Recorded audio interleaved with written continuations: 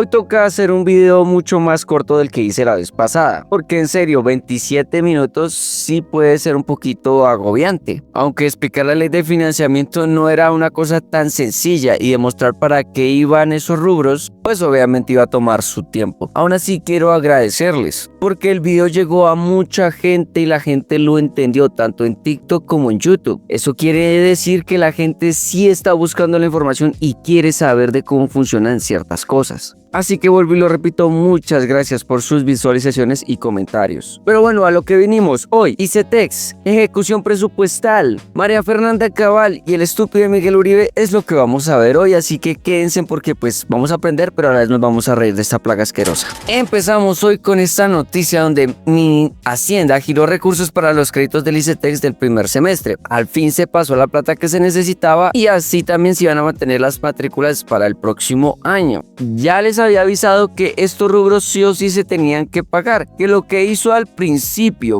Hacienda fue darle prioridad a las emergencias por las lluvias y que por eso tuvo que atrasar los pagos al ICETEX, pero esa plata sí se tenía que girar antes de que se acabara el año. El ICETEX presentó el balance de la reunión a la Junta Directiva, la primera tras la llegada de Álvaro Urquijo a la presidencia de la entidad, donde se confirmó el giro de 197.967 millones correspondientes del presupuesto del 2024. La mayoría de esos recursos se destinarían para atender los rubros de los beneficiarios del Fondo Generación E. No obstante, la entidad reveló que continúa con la renovación de los créditos de casi 94.000 beneficiarios de la entidad. Adicionalmente reveló que desde el 18 de diciembre se abrirá la convocatoria a créditos educativos para el primer semestre de 2025. Se prevé que más de 5.000 estudiantes puedan aprovechar dichas líneas de financiamiento. Entonces ya se les pagó, ya se están proyectando para el otro año. Y como lo había dicho, eso es plata que sí o sí se tiene que pagar porque es presupuesto del 2024. Esperemos a ver con qué barra basada o qué inventiva salen ahora la señora Katy Jubinao, porque ella es la que armó ese escándalo y mejor dicho está desgarrando las vestiduras, pero a la hora de comprobar lo que decía, poco a poco.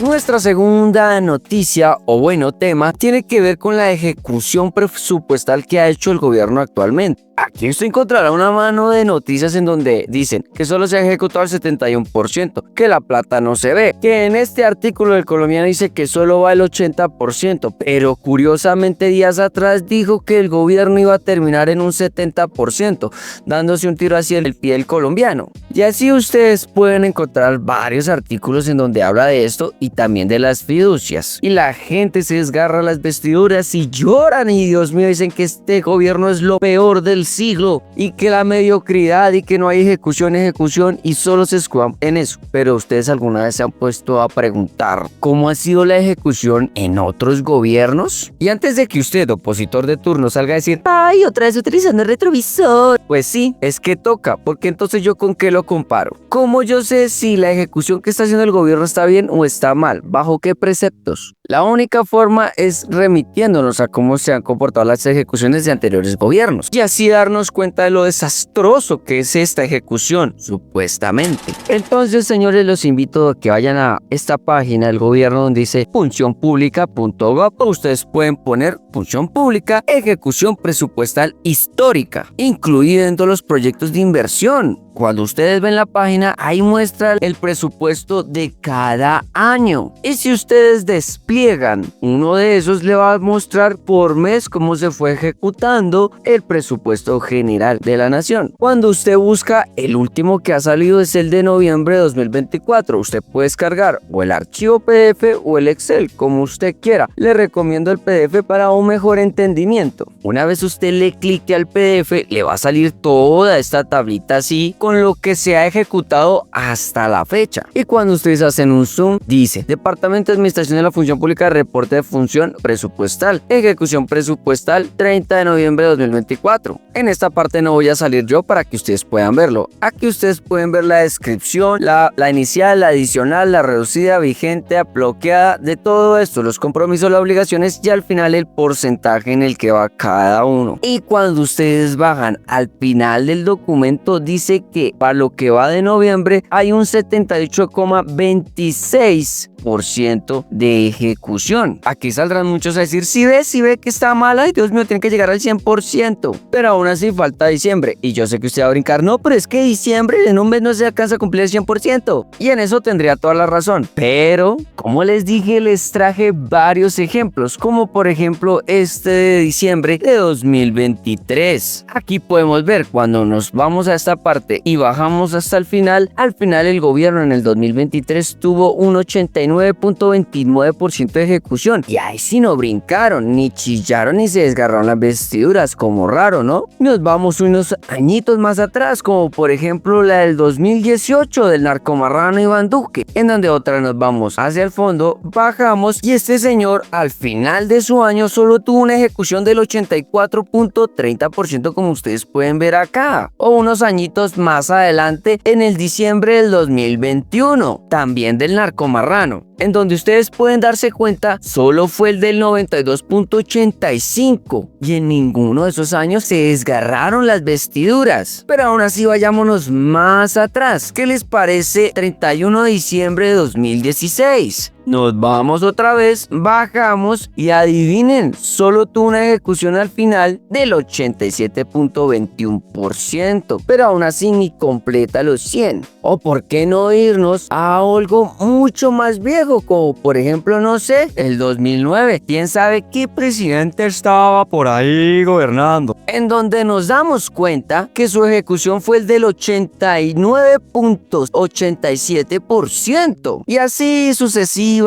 podemos ir viendo año tras año. Y nos vamos a dar cuenta que todas esas ejecuciones nunca han llegado a su 100% y que han estado entre un promedio entre el 80 y 90%. Pero como siempre nos hemos dado cuenta, esta oposición se tiene que agarrar hasta de un moco de Petro para así poderlo criticar, echarle tierrita o algo así. Y con tan solo una buena investigación se demuestra que todos se han comportado de la misma manera y que al final de todo esto lo único que demuestran es que son unos mediocres, unos inútiles y unos pusilánimes que ni siquiera tienen derecho a hablar de eso. Si te está gustando el video y quieres saber más, no olvides suscribirte, darle like al video, darle a la campanita para las notificaciones y sobre todo compartir, eso me ayuda mucho. Así que continuemos. Ahora, ¿qué es lo que pasa con las fiducias? Cuando ustedes leen esto, una fiducia es un contrato que permite a una persona llamada fideicomitente transferir bienes a una sociedad fiduciaria para que éstas administren o cumplan un objetivo, o sea, contrataciones a la lata. Puede ser una persona natural y jurídica. En términos simples, son contratos que hacen para obras, etcétera, etcétera. Les recomiendo que busquen qué es una fiduciaria o una fiducia en Scotiabank, por ejemplo, donde lo explica bien, dice los tipos que hay y los beneficios que trae. ¿Qué es lo que pasa con esto? Que básicamente gobiernos anteriores se gastaban rápido eso y lo daban a varios contratos de privados o a su gente, con la excusa de que estaban ejecutando bien el presupuesto y se les subiera ese porcentaje. Y como eso era para las regiones, adivine qué terminaba pasando. Lo mismo de siempre, se robaban esa plata y al otro año estaban pidiendo otra vez más dinero, más presupuesto porque no les alcanzó, porque hicieron malas cuentas y de pronto hubo un sobrecosto o algo se dañó y otra vez toca hacerlo. Entonces este gobierno dijo, nosotros no vamos a entregar así de fácil toda esa fiducia hasta que ustedes demuestren progreso en las obras.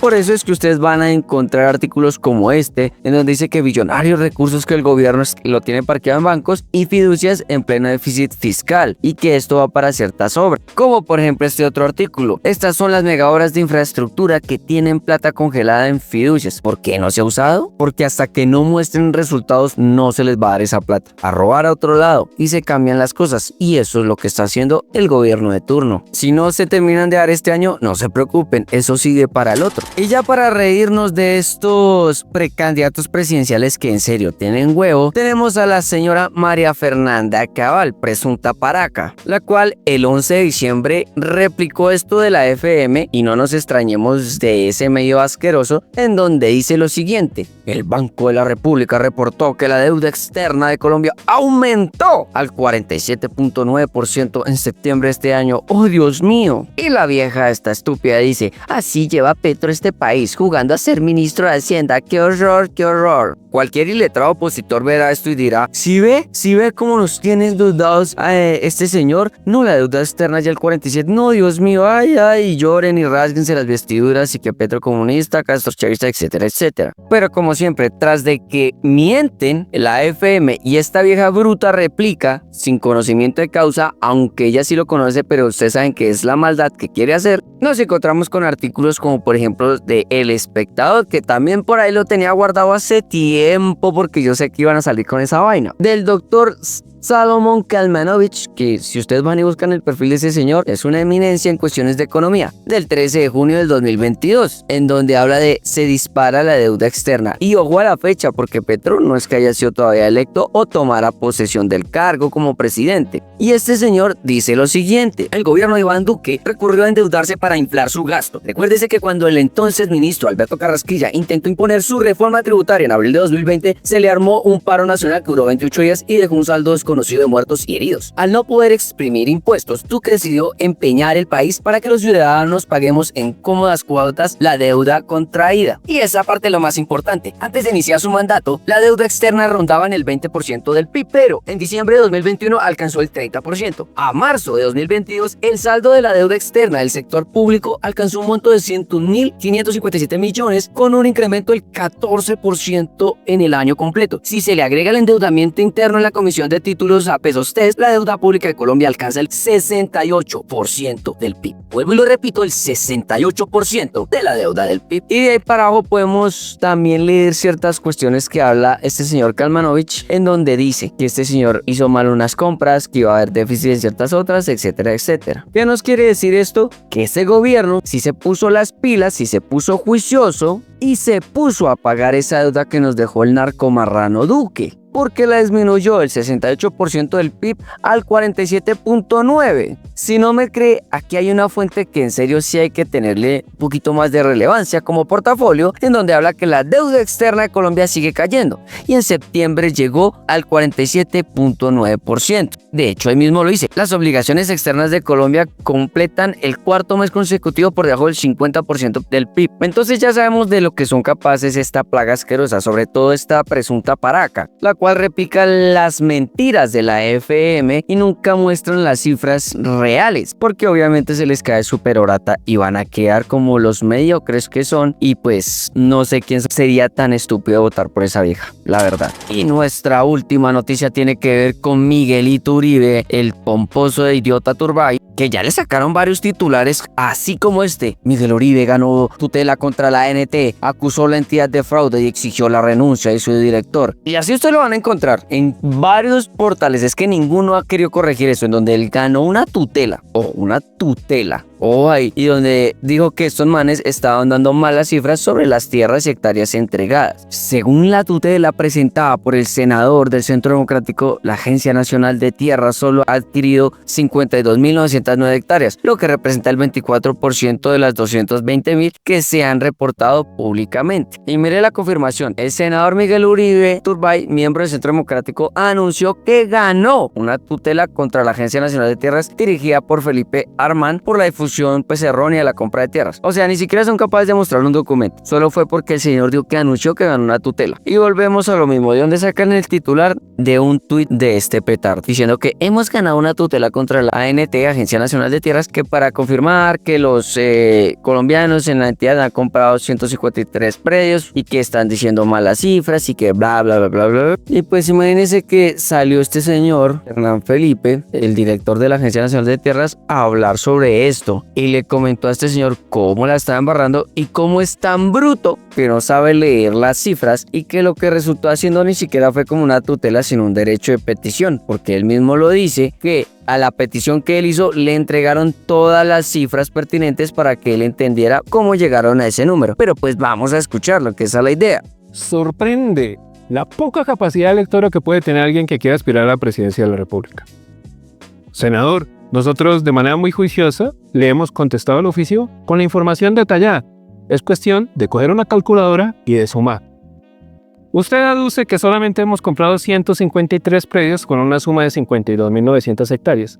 Pero en el oficio en el que nosotros de manera detallada le explicamos, decimos que lo comprometido que tiene que ver con negocios jurídicos consolidados que ya firmamos en la Agencia Nacional de Tierras y que están en trámite de saneamiento por los propietarios o en registros de pago, hay 132.000 hectáreas que usted omite.